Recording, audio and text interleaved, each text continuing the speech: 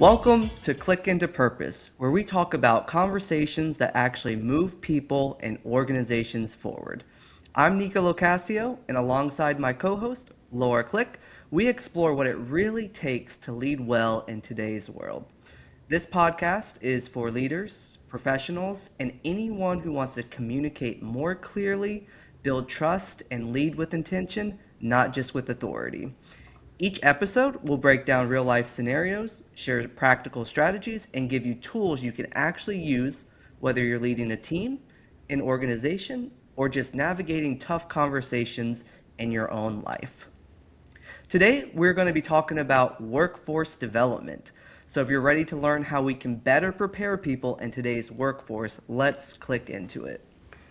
It's great to see you again, Nicco. I'm really excited about today's episode about workforce development, especially because I think it's going to be really interesting since you and we've had this conversation before, come from different generations and have different approaches when it comes to learning.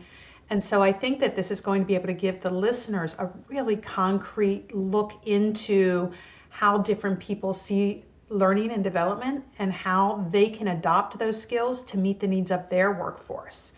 So I'm excited. I am as well. Look forward to the conversation.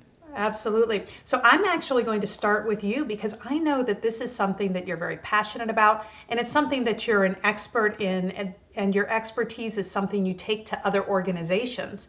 And so let's start with a definition. So what does workforce development mean to you, Nicco? Yeah, so it can mean a few different things, but I think ideally the biggest thing with workforce development, number one, it's trying to land whether young people, young adults, or adults jobs, right? And this goes into training, it goes into education, and it goes into giving them the skills to land that job, right? CareerSource does an excellent job at finding careers, taking an assessment to see what they like, what their interests, and connecting them to careers. So that's a major portion or a major part of workforce development.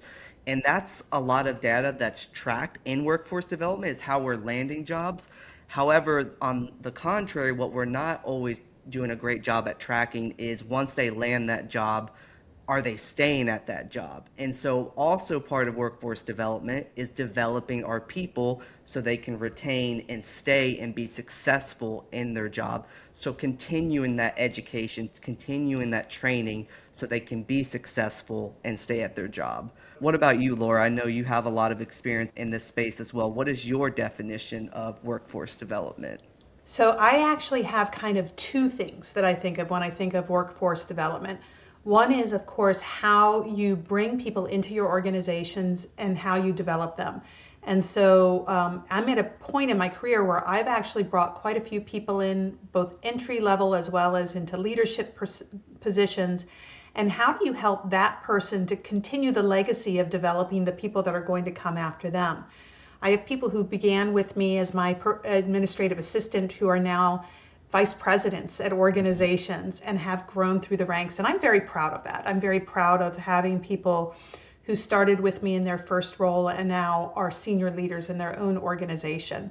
So that's one side of it, is how do you develop the future leaders of our industries and of our country.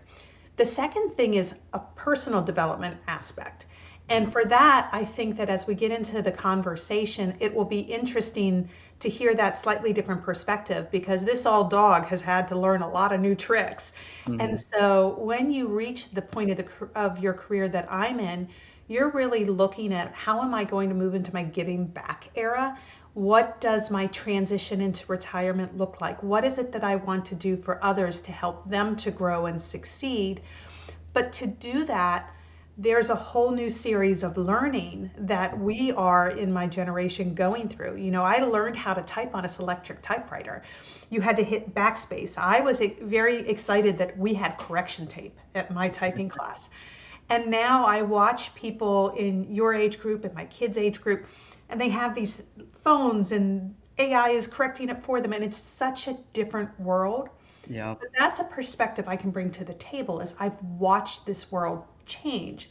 And I think that my personal development on how I can live in today's technology allows me to share those learnings with other people. So I see personal development as a key part of this as well. So tell me a little bit about the personal development side. When you say that, do you mean there's certain goals and things you're working with a higher superior, with a supervisor, or are these goals that you're working on yourself? So I'm a big believer that everything you do has to start by looking in the mirror. The only Hmm. actions you control are your own. And perhaps that's the wisdom of many years on this planet.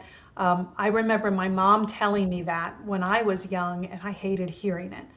But as I've gone through the workforce and I've learned and I've observed, and we learn from our mistakes primarily, so learn from all my mistakes.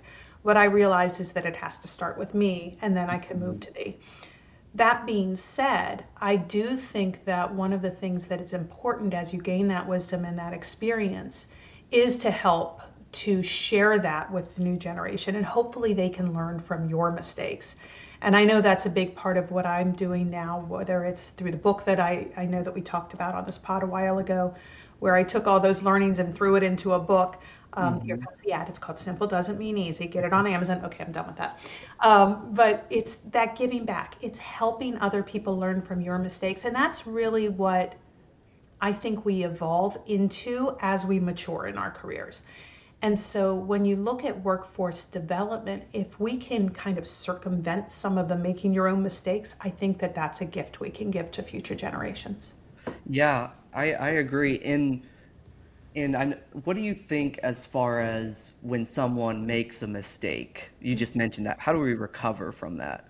Ooh, talk about a skill set people have to learn. So when people make mistakes, and everyone makes mistakes, and they make the mistakes with regularity. When you make a mistake, step one is to recognize that you've made a mistake. But you have to shift the way you look at that. Instead of saying, I've really messed up, look at it from the perspective, well, that approach didn't work. Hmm. So let's look at a different approach. I would say that if you truly get goof up, and let's use something concrete. So if you have someone who's working for you and they've been frustrating you because perhaps they have some skill sets that are missing, and you get really frustrated and you just explode at them. Okay. Showing emotion, lacking emotional regulation is a mistake in the workplace. Yeah. And so if you lose your temper, you're going to have to recover that mistake. And so what you're going to have to do, step one is acknowledgement. I did wrong. And that's hard. It's really hard Hard. because people think that they're somehow destroying their authority. I would say that if you do this right, you gain more authority. Yep. So admitting you've made a mistake and then being transparent about that with the people involved. Guys, I goofed up. And then apologizing is really critically important. Guys, I goofed up. I lost my temper. I'm sorry. I should not have done that. And if you explode publicly, you're apologizing publicly. Yeah. And then the next step is you have to talk about what am I going to do differently to avoid that in the future. So if you make mistakes and you don't learn from them, you're going to repeat them. So what have you done to change that? And then ask for their help. That's actually a really important technique when you're talking about conflict. Could I ask for your assistance? If you see me becoming frustrated, can we figure out a way that we can signal it's time for me to take a pause? Yeah. And so bringing the people in as a part of the solutioning can be incredibly effective as well. How about you? Is there a time you've made a mistake and you've had to own it and then live it? I used losing your temper. Hmm. I have to be honest, that's not something I usually do. I get really quiet and I shut down. I don't lose my temper and yell. But is there something that you've had an experience or you've seen a leader do that you Yeah, I mean, I've made tons of mistakes. We all make mistakes. And it's actually one that I talked about on a previous episode about making a mistake. It's when there was an important deadline and a hurricane came, and I didn't do a great job at communicating that with my boss that I needed additional time and this is what I was going on. And I had to own up to it. I had to be accountable and say, hey, I messed up. I should have communicated with this, and I didn't. And that kind of goes into what you just said. We have to acknowledge it and take ownership of it. And to be clear, a lot of times, if we acknowledge it and we take ownership, but we keep making the same mistake, it's not accountability and it's not ownership, and it's going to lead to further issues. And what I see today, not with just young people, even adults, is there's a lack of accountability, a lack of being able to receive feedback and to have that conversation, becomes argumentative or they don't agree. And you have to be able to receive feedback, constructive criticism. And that's what I see in today's workforce is a major issue, not just with our young people, but even with the adults. We really have moved to a more binary right and wrong approach to the world culturally, as a society. It's interesting. I actually created a video where I talked about two words that can completely change that dynamic. Because the two words, when someone brings you feedback, that is critical feedback, if you start that response with thank you, Hmm. completely changes the dynamic. Just two words can completely change the dynamic. Thank you for sharing that with me. Thank you for pointing that out to me. Thank you for letting me know. And you move from competition to collaboration in that moment. And the other thing the words thank you does is it actually diffuses your natural defensiveness. And you're not defensive because you're a bad person. It's the natural response in the moment. But I'd say that's an example of a skill set that maybe we don't learn when we're getting our formal education. So we're talking about workforce development.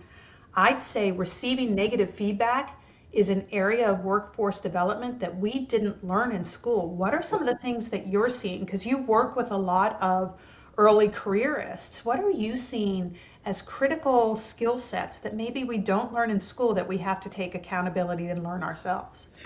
Honestly, and I think there are things we have already mentioned already in this podcast. Three things that I think.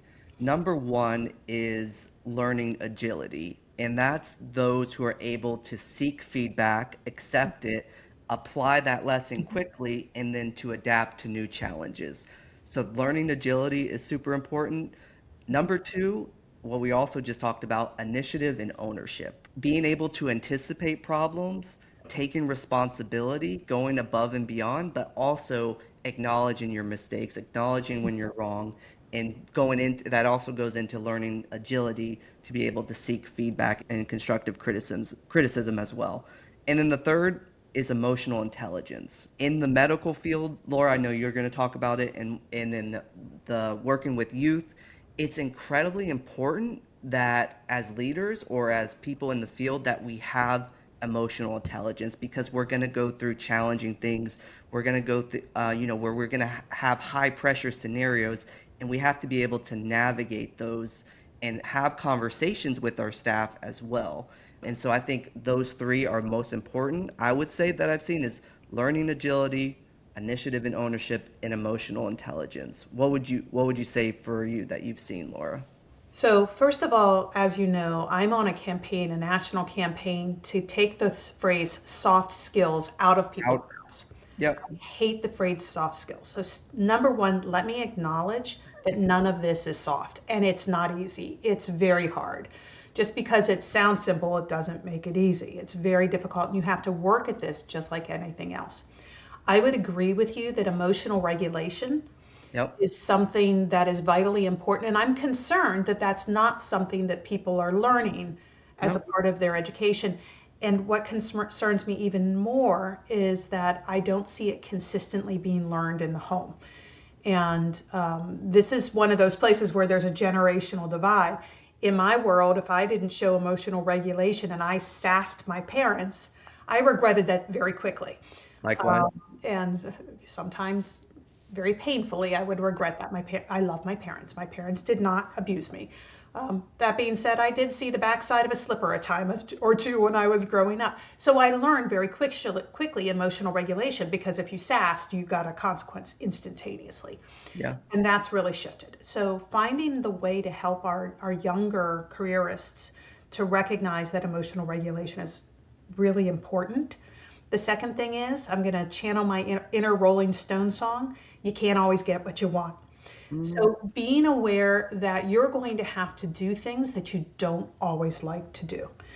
And that is the reality until you own your own business. And even then, when you own your own business, if you do things, you're going to do things you don't want to do and you don't like to do. You have to kind of go along to get along sometimes because relationships, and that's really the root of why you're going to do things that you don't always like to do. Relationships are so critical to your success. Yeah. And the third thing I'm going to say, with the risk of sounding a little condescending, is common sense. I mean, it's the basic stuff. If you want to be successful in the workforce, there's really show up. Yep. Okay. And that sounds pretty simplistic, but believe you me, after supervising hundreds of people, showing up on time, ready to work, it's a big Mhm. barrier for some people. My daughter used to want to have a mental health day. If you're doing that, you're letting someone else down. If you need a mental health day because of burnout or something, that's different. But having a mental health day because I'm tired, Yeah. eh. And I'll never forget, my husband had a colleague. My son was sick. My son had 104 fever. And so it was my turn to stay home. And I stayed home with my son. And then I got a phone call that our regulator was on site. Well, I had to go to work. So I called my husband. I'm like, you got to meet me at work. You got to get the kid. I have to go to work. I've got my regulators on staff. And he said, I can't leave. My coworker called out. And I said, what are you talking about? Your coworker called out. He called out tired. I'm tired today, so I can't come in. That was 20 years ago, Yeah. almost 20 years ago. I still remember it. You can't call out tired. Yeah. Show up on time, ready to work. The only other professionally dressed. Oh, Unfortunately, I've had been another thing, showing up to in slippers to court or tight clothing, or inappropriate clothing. So I've seen it all, unfortunately. And something also that I've seen we're not being taught, or our young people aren't being taught in school, is life skills. mhm, How to budget, right? How to have a budget, mhm. how to tie a tie, how to change a tire. All those little things, how to interview, that we don't learn in school. I just did a tour with Junior Achievement, and I don't know if you're familiar with them, but they do amazing work where they go through the students with a lot of those activities. And I did it in fifth grade and eighth grade.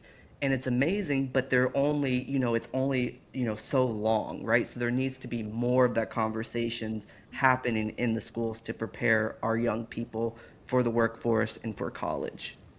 Absolutely. And you mentioned dress. So there's an old phrase, you dress for the job you want, not the job Yep. you have. When I had my first leadership position, I was 21 years old. And so I'm a kid. I'm 21 and I'm supervising people in their 40s and 50s.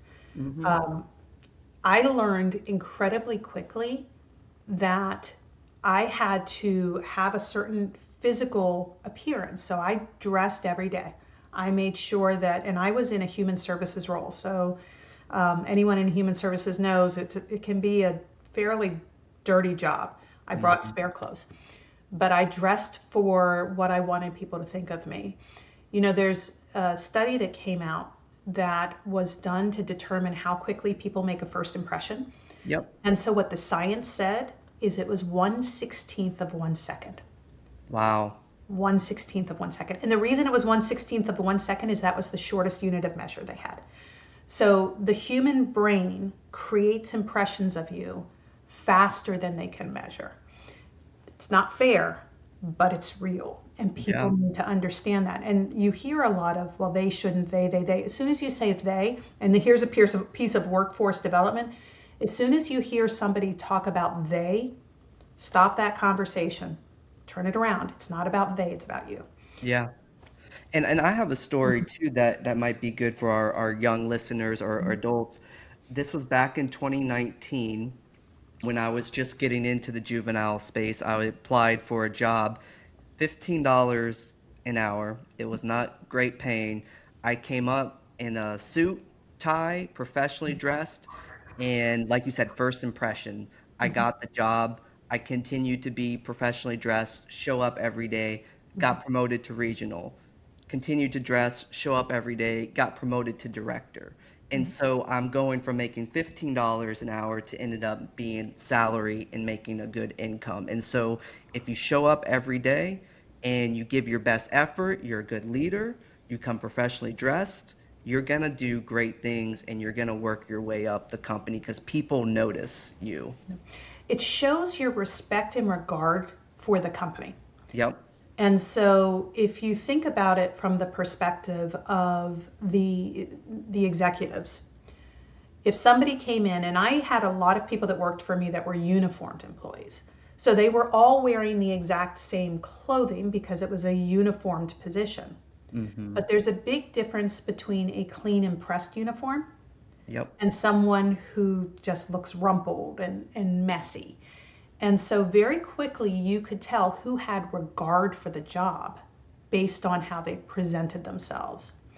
And that's something you mentioned, people coming in slippers or pajama pants. There's a Mm-hmm. viral video going around right now of some people that were applying for jobs and they were wearing inappropriate clothing for a job interview.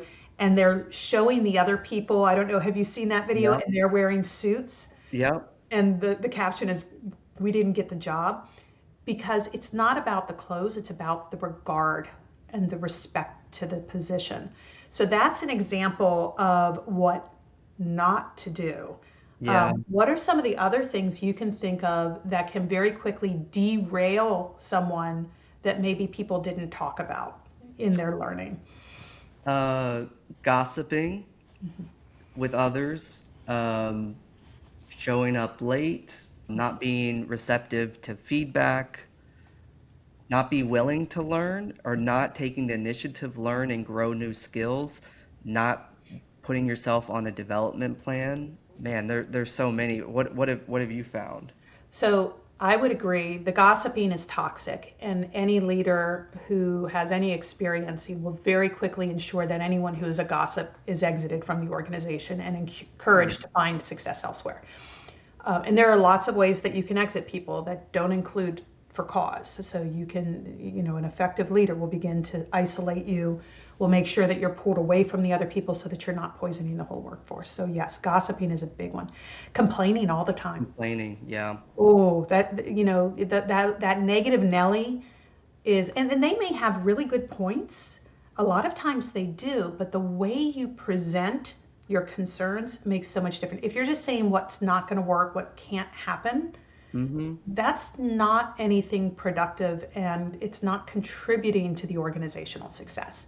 So shifting again from a development standpoint, helping people to shift from the negative speak to the positive speak and coming at things from a positive perspective. If you get good at it, it's hard to even do things like we're doing right now. It's hard for me to mention the bad things. I always want to turn it into something good. Good. But I would agree that being negative all the time is going to sink a career. The other thing that'll sink a career is, and you talked a little bit about this, is being too stubborn. Yeah. Not being willing to hear other people's point of view and it's going to be your way and nothing else is going to work. That's not someone that anyone wants to work with or for, and it's going to destroy your organization. So how do we shift the dynamic? What do you see in the workforce development perspective as a leader's role to help people to gain these skills? And what do you see the schools doing to help us in that space? And is there something outside of a formal leader or a school that people should start to look into to avail themselves of to help people develop? Yeah, so I think well, one, we need to do a better job at this. I think, what we did at the last organization I was at is we provided them with lots of training. And so we had a full 90-day onboarding. So you would not go into the field until you checked literally every box. You knew what you need to do, you were prepared. We weren't always good at that, and we learned because we would, throw them out in the field. They're not ready, they get burnt out, and they leave. And so having a strong training plan and setting them up for success and letting them shadow is super crucial, especially when we're talking about the first 90 days and people leaving or staying in an organization. And then the second aspect is providing development, right? Providing a development plan, giving them supervisions with feedback, having evaluations. We talked about this already, like making sure that we're providing that feedback so they know what their areas of weakness and their areas of strength and what they need to focus on and what they need to grow. And then as far as with our schools, I think I think there needs to be also a lot of improvement. Like I said, we have Career Source, we have summer programs, but I don't know if we're doing enough. I'm still seeing a lot of young people that don't know what they want to do with their career, don't know basic life skills like we talked about with budgeting or how to tie a tie or how to change a tire. And so I think we need more programs within our schools within basic life skills. What about you? What are your thoughts? So I have a couple of thoughts on this. The first is I agree with you about the onboarding. I actually think that a lot of that work for organizations and for leaders happens even before the job posting goes up. Yep. So clearly defining the expectations of each individual role, I think, is the responsibility of the organization. And not just defining the roles in global terms, but actually what is the behavioral expectation of the role. So a lot of times people will say communicate well. What does that Mean. mean? Because just saying communicate well means nothing to anyone. Is it that you are going to clearly identify expected timeframes with any customer? Is it that you're going to initiate conversations by asking permission before proceeding and thanking and identifying needs prior to ending a conversation? So getting very granular in defining the roles and the expectations, and then training to that granular piece. Because when you do that, everybody's on the same page. And if Yep. you do that well, then onboarding can go well. Because now I know exactly what it is that I'm having to help you onboard with. And then you can practice it and go out, and because education alone does not help. You have to actually go out and do the work. And then I can shadow you and provide you coaching. So little nugget that I give to people is the positive coaching technique. Super important. So what positive coaching does is if I'm going with you and you're going to go in and have an interaction with a client, I'm going to go with you into that interaction and I'm going to tell the client, I am here to observe Nicco and to be a resource if he needs it. And so they know I am there. You're going to have the interaction and then we're going to walk out of the home and I'm going to say to you, Nicco, how do you think that went? Hmm. And so I'm starting with you self-evaluating. And then I'm going to ask you, is there anything that you can think of that you could have enhanced or done better? And again, what I'm looking for is for you to self-discover. And if we've set those expectations super clearly, it's almost like a checklist. So you can go back, oh, I forgot to close with confidence, or whatever it is that was a missing piece. And I'll just confirm it. Yep, that's what I saw too. Let's go into the next place and let's get you to practice that. Or I can say, well, did you notice this? And if you notice, I'm not yelling at you.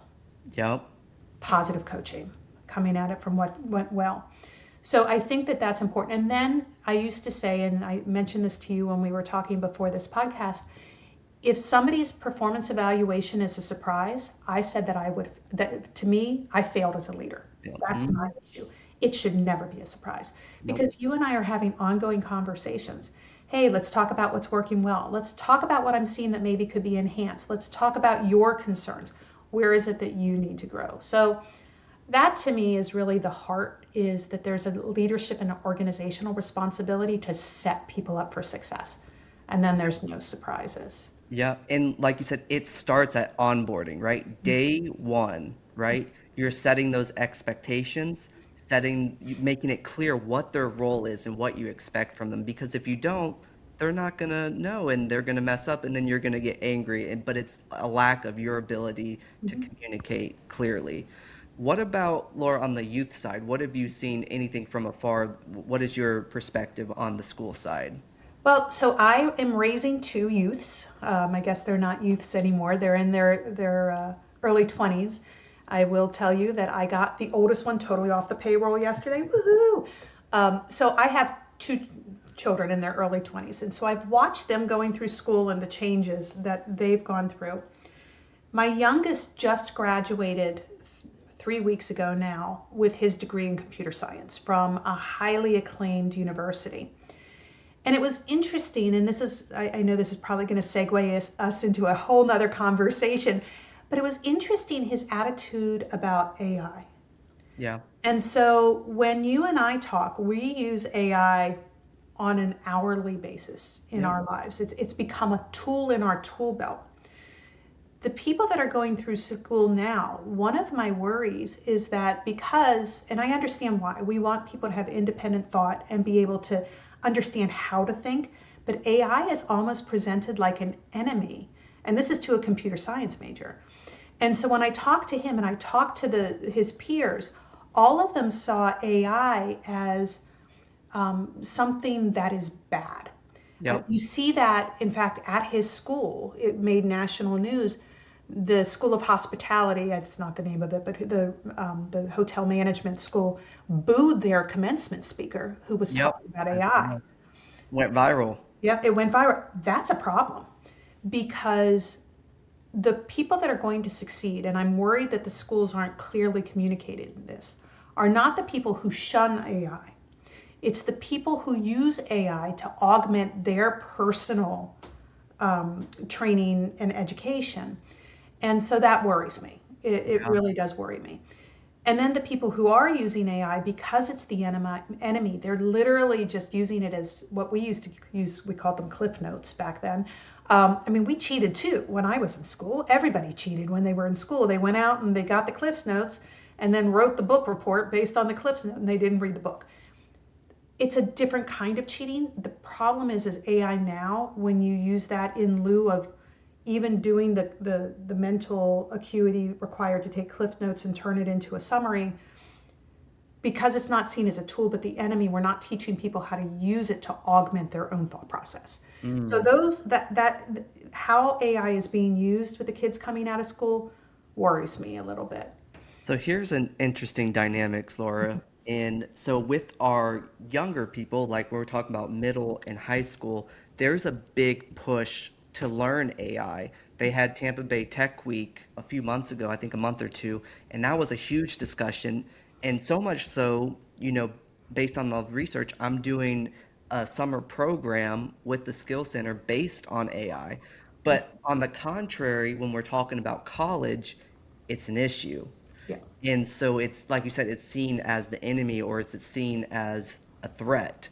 Um, and I get the concern. There's a major concern. I do think there are going to be industries that are probably going to go away.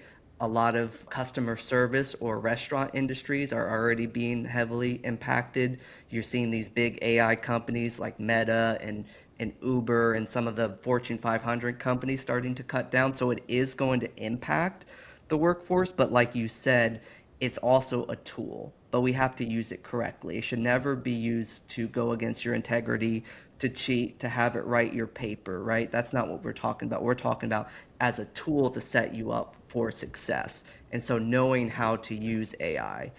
And I think the biggest thing, and we're already seeing it in workforce development, is there's a big switch and a big change to go towards trades, internships and apprenticeships to get those skills we talked about earlier in the episode so they can learn the job and do the job. And a lot of them are starting to find ways, how can we pay young people to do an internship? How can we set them up for success? And so we're seeing that a lot right now.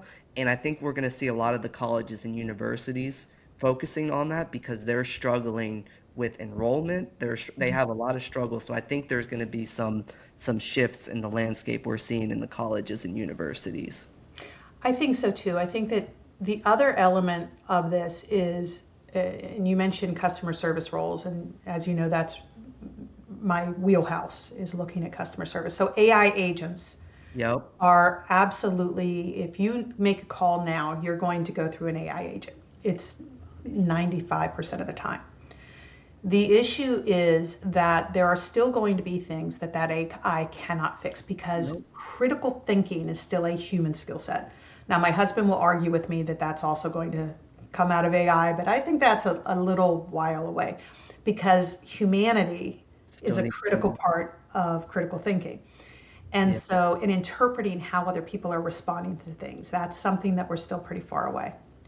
What I wonder about and I'm curious about is how we're going to help our workforce and develop our workforce to handle the increased cognitive load of what that means to them. So if we have AI agents that are taking all of the day-to-day minutia away from them, scheduling an appointment, figuring out what the hours of something are, helping you to handle a system that's not working right for you.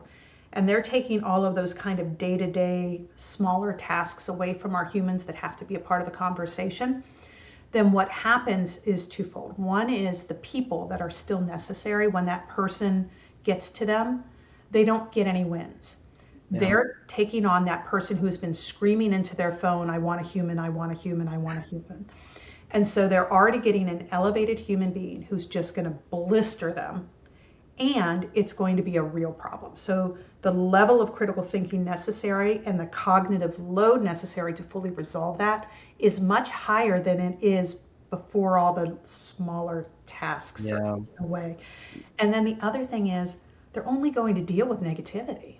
Yeah. So if you think about if you've ever worked a service job, and I've worked plenty of service Hmm. jobs, you get those thank yous back. Oh, thank you for doing this. You're so helpful. You're wonderful.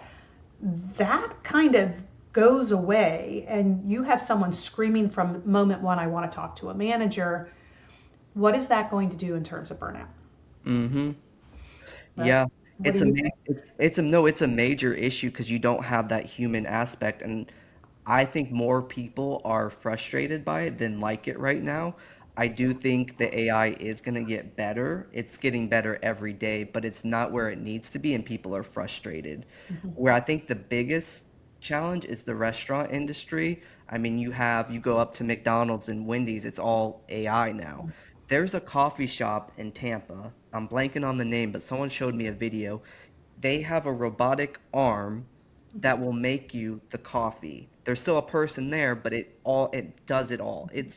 I'm gonna find the name, but I can't think of it now. But it is incredible. So I think we're seeing, a challenge in the restaurant industry right now. So let me give you a healthcare example. There is a health system here in Tampa that is starting robotic transportation. Whoa. So if you think about it, they're going to have robots pushing stretchers around a hospital. That's one, actually, those of you who are listening, that would be a really interesting thing to talk about in the comments. I want you to think about going down for a major surgery in a bed, and it's a robot pushing you. Pros and Yeah. cons. There are pros and cons to that. My person-centered soul bleeds a little bit when I hear that, because if you think about a person going down for surgery and how scared they are and how much they want someone to reassure them, Yeah. that bothers me. On the other hand, I also know that the people that are pushing those stretchers, there's a lot of reliability issues. They hit walls. They don't always talk. Some are great, some are not. And so that's, there's pros and cons to AI and robotics. Yeah, and I know it really hasn't hit our area yet, but another one is driving. So Mhm. they have a lot of the Waymos. Are you familiar with those? The self-driving cars. Tesla's working on it. Those are already, I went to Atlanta. Those Waymos, they're everywhere. And so that's going to be a challenge for those who are doing like Uber or taxi. There's going to be a time where everything's going to be self self-driving.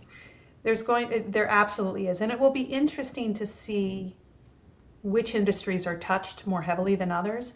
I will say, though, that again, from a workforce perspective, if you're not today getting to know AI and learning how to use it, you're already so far behind the curve Hmm. that from a personal development perspective, you're going to struggle. Because I think, and we talked about this earlier in the pod, one of the critical factors that I heard when I was speaking to a group of leaders from multiple industries, and we were talking about hiring practices, and they all concurred when they were talking that the ability to self-motivate learning is essential.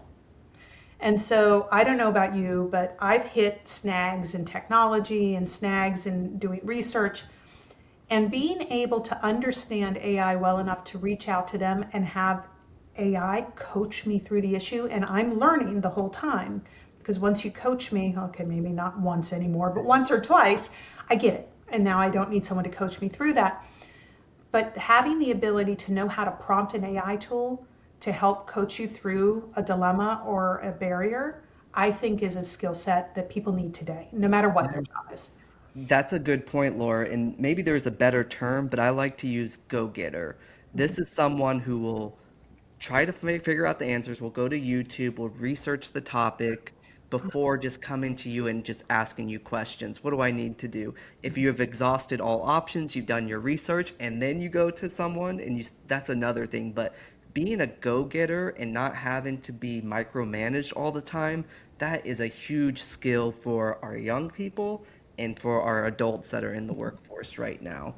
And so, Laura, what kind of going on with this conversation, how do you think as a community, as businesses and schools, how can we all work together as a collective to better prepare this next generation in the workforce? So I think there's a couple of things. The first is I think we have to start in our own household. So those of us with kids, we need to raise a lifelong learner. Yeah. There are two pieces of advice I give to people who are about to be new parents. The first piece of advice is don't take advice from anyone. You're going to figure your kids out. But then I quickly say sleep at every opportunity. If anyone's a new parent, sleep anytime you can because you're never going to sleep well again. But the other thing I make as a recommendation that I think is the best thing I ever did with my kids is that we ate dinner together every night. Yep. No devices, nothing like that. Everything had to be put down and we had a conversation every night. And we could talk about all sorts of things. I learned more about the Harry Potter books than I ever wanted to know because that wasn't something I did. But my husband and my kids would do Harry Potter trivia at the dinner table. Or they'd talk about the latest SpongeBob episode. It wasn't like super deep conversation, but it was conversation that promoted the art of learning. Yeah. And so they would sit there and do trivia back and forth, and then my kids would go look it up. So if there's any way that you can promote within your own household the art of learning, I think that's essential. And then the other thing that I think is essential is for people who are further along in their career to give back, to be Mm, mentors, yeah. to help people learn from our mistakes, to help people understand that you're not going to get it right the first time. And you know what? If you really want to be successful, and I had a C title, I was a CXO, and I did that with a degree that had nothing to do with what I ended up going into. But to get there, I worked really, really hard. So you need to understand that you're not going to go into the workforce and it's going to magically come to you. You work for that. And the way that you can help people do that is to give back, to mentor, to Yep. teach, to educate, to write. And I think that those are all things that we can do. What is it that you think you can do? Because I know that this is a huge passion of yours. Yeah.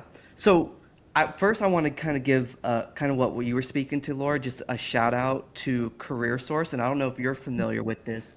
They have an internship program that the youth or young adults can go work at the nonprofit and get paid $15 an hour, and it's no cost to the organization. They just ask them to mentor. And then the youth gets paid. They can also use it as volunteer hours towards Bright Futures. And so that is huge. So if you're a nonprofit out there, you need an intern, it's no obligation. It can be super beneficial, and our youth need it and need that mentorship. And then the second aspect, what I've seen is we need to come together as a community. A lot of times we operate in silos. We don't share resources. And so I'm talking about the churches coming together, businesses coming together, people coming together and sharing the resources that are out there. Because I think a lot of people might not know what some of the resources are, what the summer programs are, where the internships, where the apprenticeships are. And so we need to do a better job at sharing those resources. And then I think we also need more resources. We need summer programs that aren't outrageously expensive. We need workforce development. We need life skills. We need more of that going on, not just in the summertime, and we need more of that in our schools. And so I think the biggest thing is us coming together as a collective whole to solve the issue. Agreed, 100%. Okay, so we wanted to do a fun question at the end of this podcast, so I have one teed up for you. So we've been talking a lot about workforce development, and we've all been in the workforce, and you and I have both interviewed people, and Mhm. we've also been interviewed. So I'm going to ask two questions. Okay. What is your favorite question to ask in an interview? So if you're watching this and you're prepping for an interview, what is your very favorite question that you ask an applicant? And then what is the question you absolutely hate being asked as an applicant? So we'll end with Yeah. a little fun today. So my favorite question to ask, and it's honestly one of the first questions because it will determine really the interview and whether I want to move on with this person, and that is, what do you know about the organization? Because if I ask that question and you didn't do your due diligence and you didn't do your research, that shows me that you're just applying for any jobs and you really don't care, and that's going to tell me everything I need to know in that question based on your answer. So that's my favorite, all-time favorite question to ask in the beginning of the interview. Set the stage, see if they actually do the due diligence and they care and want to be a part of the organization you're hiring for. My least favorite question being asked, and I think we're going to agree on this, is what is your biggest weakness?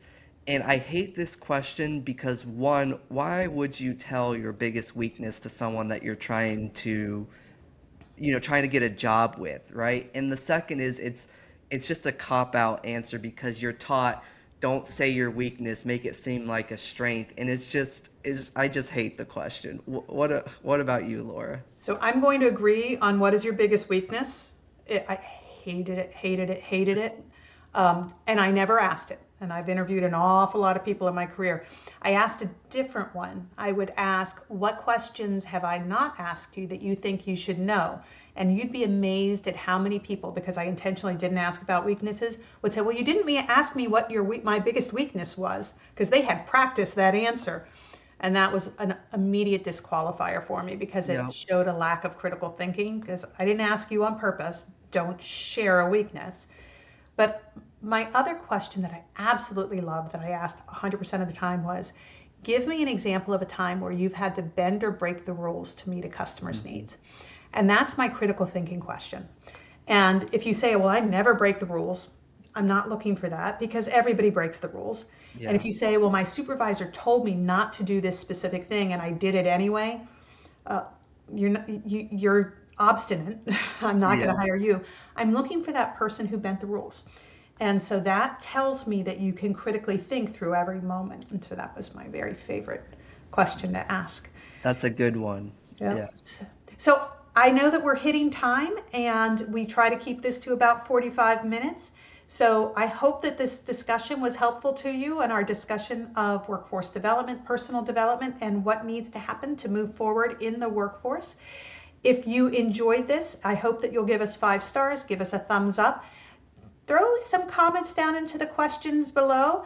Is there something that we didn't hit that you think that people need to know? Is there something that you want more information on? We are here to help you. If there are topics you'd like to hear about in the future, please go ahead, reach out to me, reach out to Nicco. We're going to have all of our contact information in the description. So thank you so much for joining Klick Into Purpose today. We hope that we were able to give you some insights that will help you tomorrow. Bye, everyone. Bye.